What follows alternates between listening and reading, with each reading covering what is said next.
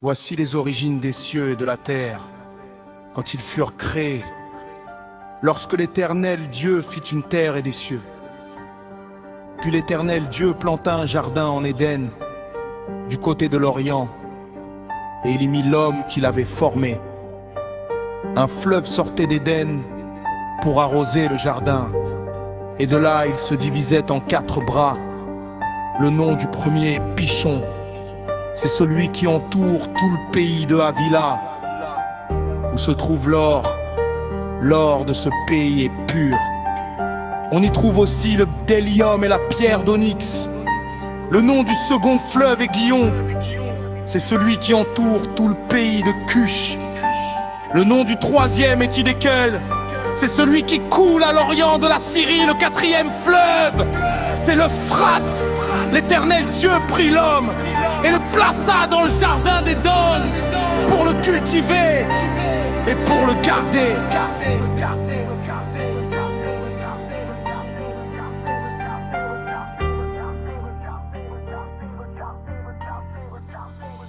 Ok Mani, et qui t'en prend encore le micro pour élever l'œuvre de sa majesté très haut, afin de fermer la bouche de tous ces mythos dans le livre de la loi. Pour le comprendre, pas besoin d'être un télo. Rien que la grâce, oui l'esprit de vérité. Un jour on m'a posé cette question lorsque vous parlez de votre Jésus, le Dieu des Blancs là. Pourquoi vous ne parlez jamais de l'Afrique? Car, check, pose-toi 2 minutes et écoute l'histoire. On t'a vendu un récit pour te laisser dans le noir. Le Dieu des Blancs, ils disent mais ils ont tout effacé. Laisse-moi recadrer les textes, remettre la vérité. Tu parles de la Genèse, alors parlons de la base. Là où le souffle de vie a commencé sa phase. L'Afrique c'est le berceau, le point de départ du monde. C'est là que le Créateur a rendu la terre féconde. Regarde les écritures, regarde ce qui est écrit. Le pays de Cush dans la Bible, ouais c'est bien l'Afrique. Un des fleuves d'Éden entourait toute cette terre, riche en or et en trésors, béni par la lumière. Alors comment tu peux dire qu'on est hors du tableau, quand nos ancêtres portaient déjà le message le plus haut? Jésus lui-même, face à la colère d'un roi tyran, où est-ce qu'il a trouvé refuge quand il était enfant? C'est en Égypte, sur notre sol, qu'il est venu se cacher. L'Afrique a protégé le Christ, ça tu peux pas le renier. On n'est pas des figurants, oubliés dans un coin. On est le tronc de l'arbre, le début du chemin. Paraît-il que l'Afrique n'est pas encore entrée dans l'histoire. Ils ont oublié que c'est l'Afrique la base de l'histoire. Paraît-il que l'Afrique n'est pas encore entrée dans l'histoire. Ils ont oublié que c'est l'Afrique la base de l'histoire. Ils disent que l'évangile vient de l'Europe. On fait les choses bien, Rome et les pendules à l'heure.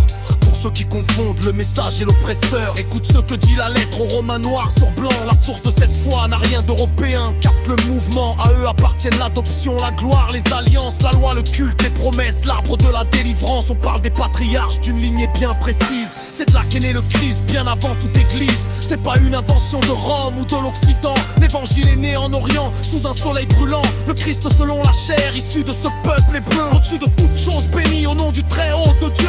Alors quand tu dis que c'est la religion des Blancs, tu te trompes d'histoire, tu confonds les époques et les camps. L'Europe a colonisé, elle a détourné le message. Mais la parole à l'origine n'avait pas ce visage. Elle est née en terre d'Orient, liée à l'Afrique par l'histoire. Ne laisse pas la colère te voler ta propre mémoire. L'évangile est universel, mais ses racines sont là-bas, pas dans les palais d'Europe. Alors remets les bons pas.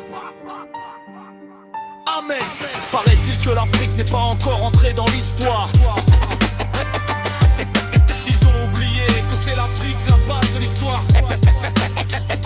Dans l'histoire. Paraît-il que l'Afrique n'est pas encore entrée dans l'histoire. Ils ont oublié que c'est l'Afrique la base de l'histoire. Dans l'histoire. Dans l'histoire. Ils ont oublié que c'est l'Afrique la base de l'histoire.